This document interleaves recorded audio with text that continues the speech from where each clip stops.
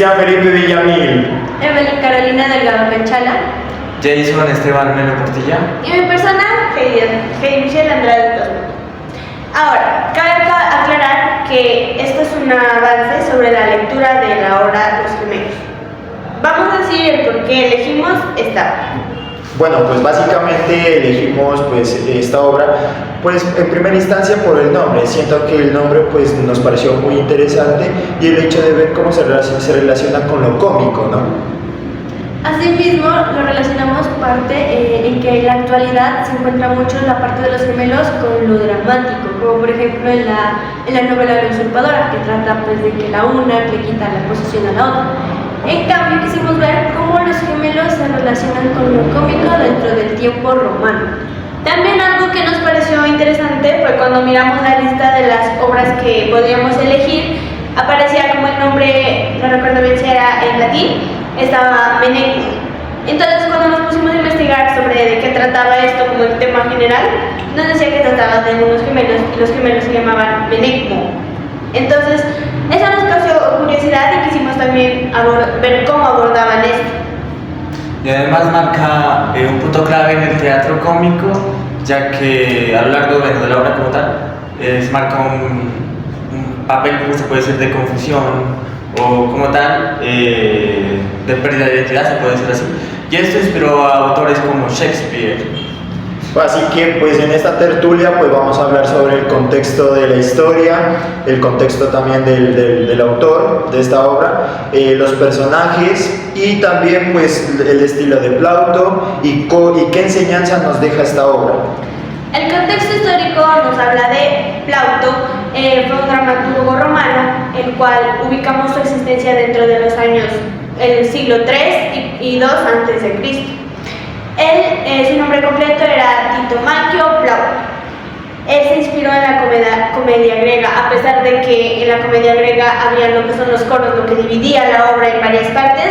Esto se omite en la comedia romana y da paso a una historia como más continua. Plauto también usa lo que es un lenguaje más informal, más literal, y sus personajes por lo general se los ubica dentro de la calle y contextos cotidianos.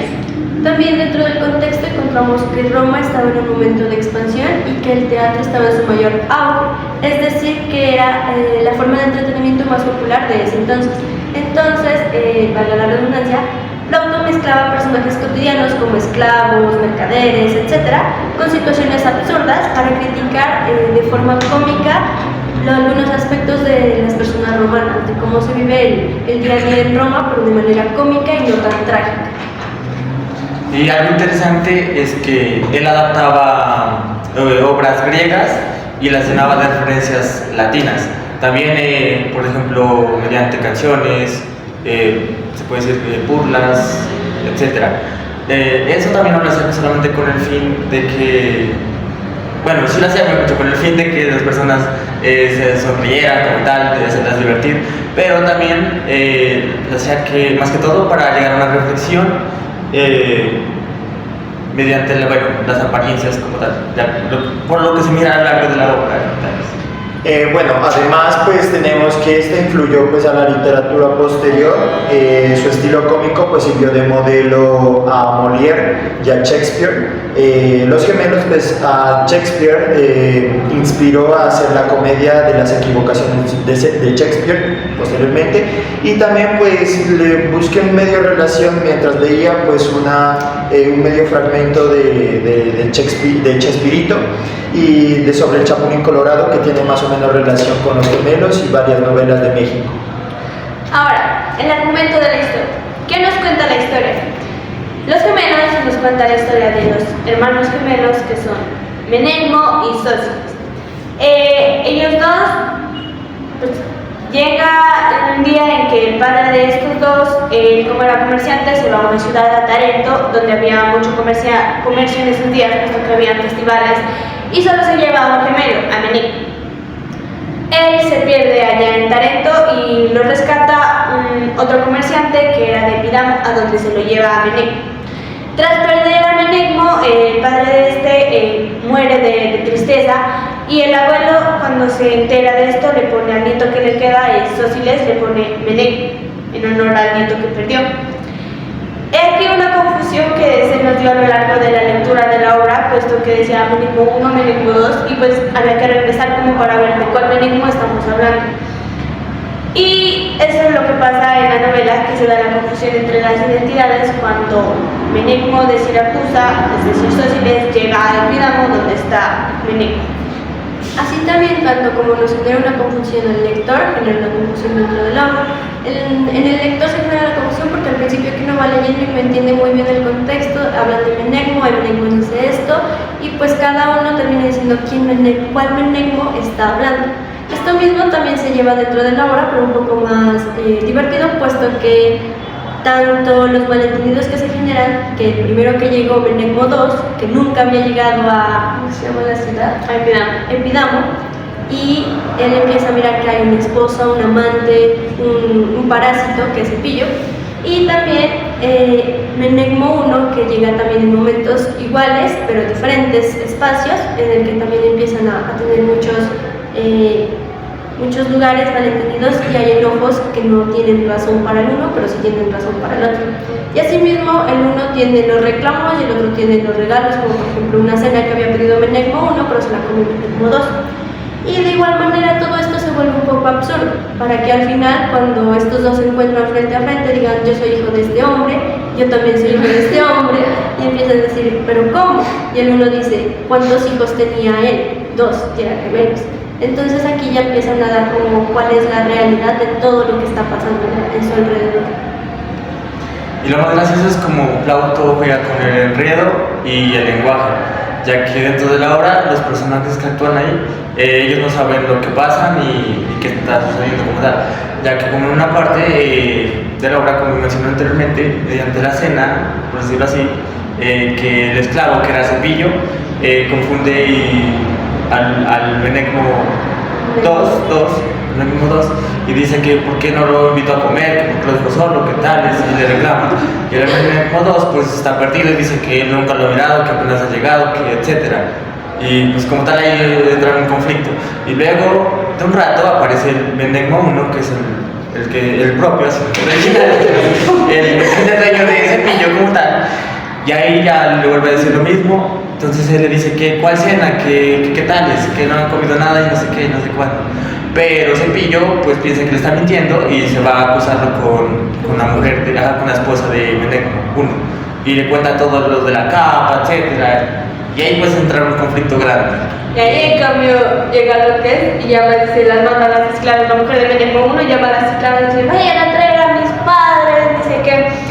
Y dentro de ahí les dice que no, que le está regalando cosas a su mujer.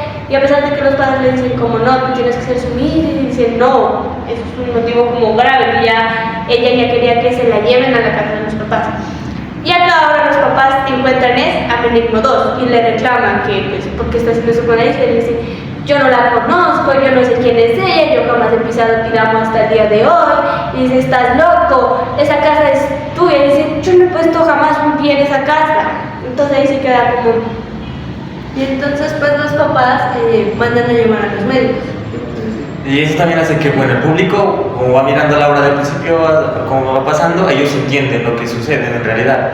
Y esto hace que este enredo se mezcle de una manera genial y la obra pues vaya a un ritmo gracioso, etc.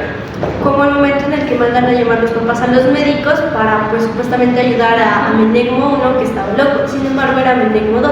Pero en ese momento hay otra confusión porque Menegmo II se va y aparece Menegmo I y los médicos se quieren llevar al uno y aparece el amigo, el compañero de Menegmo II, quien lo ayuda y también se empieza a confundir en ese momento. Ahí también le dicen: no, amo, dame mi libertad, te ayudé a que no te llevaran ellos. Y le dicen: yo no te conozco, ¿cómo te voy a dar la libertad? Claro, y lo más chistoso es de que pues yo mientras estaba, pues en mi caso, mientras estaba leyendo la obra, decía Menegmo, o sea, bueno, aquí lo señalamos como Menegmo 1 y 2, pero en la obra pues no sabíamos qué Menegmo era, y entonces digamos que la lectura tocó pues estar muy lento o regresarse, porque pues la verdad uno sí se confunde. Pues, y también esto señala también una crítica pues muy digamos, muy señalada en la obra, que es sobre cómo las apariencias engañan, no solamente las apariencias físicas o cómo se representa la persona, sino también cómo la personalidad puede no ser tan transparente y engañar a la otra persona. También tenemos cómo la gente se deja llevar por lo que ve sin saber lo que realmente sucede. Dentro de los personajes tenemos, como les comentábamos, a Menegmo 1, el original, en Menegmo 2, Sósiles, a los sirvientes de cada uno, que vendría siendo Cepillo y Mesunián, la mujer de Menegmo 1, la amante de Menegmo 1, los papás de la mujer de Menegmo 1, entre otros personajes que son los que dan origen a esta serie de confusiones entre los dos hermanos gemelos. Asimismo, cada personaje tiene un trasfondo dentro de la obra, como por ejemplo Erotia, la amante, nos da a conocer como los intereses económicos hacia las otras personas y también el llevar una vida ligera. Y también la mujer de Menegmo 1 nos demuestra como los celos y la desconfianza que hay dentro de una relación, y más cuando te confundes entre un hermano y el otro. Y asimismo, Mesenión, el amigo, el compañero de Menegmo 2, o como más o menos el sirviente, es una persona que nos muestra lealtad porque ayuda siempre a su compañero, y asimismo es una persona divertida y astuta. Y también, bueno, el esclavo, como le dice Menegmo 1, que es Cepillo, o como los demás que le dicen Parásito, es un punto clave en la obra, ya que él es quien observa todo, entiende incluso más que los amos, y esto pues venía representando como la voz del pueblo, pero dentro de la comedia. Pues en la obra, aunque los personajes pues tienen un estereotipo, pues ellos también cumplen unas funciones que es básicamente hacer visible el caos. El caos básicamente no solamente se refleja en los personajes, sino también uno como lector, y pues esto genera pues la confusión de identidades, como lo señalamos anteriormente. Como señala mi compañero, el tema central aquí es la confusión de las identidades dentro pues, de estos hermanos. Sin embargo, también aparecen alrededor de estos diferentes temas, como lo que representa, como dijo mi compañera, lo que son el engaño, el dinero, la familia, y entre otros. Asimismo, el estilo de Plauto está lleno de humor y exageraciones, y también hay diferentes juegos de palabras. Esto también nos lleva a la ironía y a la sátira dentro de un mismo contexto. Y esto nos lleva a reírnos de los defectos humanos para pues llevar una historia o no ser tan crítico con uno mismo. También se nota su habilidad para crear ritmo y musicalidad, ya que a lo largo de la obra prácticamente se nota como si fuera cantada o bien teatrada, por decirlo así, bien teatral, perdón. Y esto pues hace que los espectadores participen con aplausos y con risas. Bueno, aunque parece pues una historia simple y pues también la podemos colocar en la vida cotidiana, podemos decir pues que se señalan los malos entendidos, las apariencias y la búsqueda del otro. Esto pues básicamente representa la búsqueda de uno mismo. Aquí la enseñanza es clara, no debemos juzgar sin antes conocer todo lo que abarca una misma situación, es decir, el mismo contexto, que es lo que abarca completamente. Y asimismo de no dejarnos llevar por las apariencias, porque estas engañan.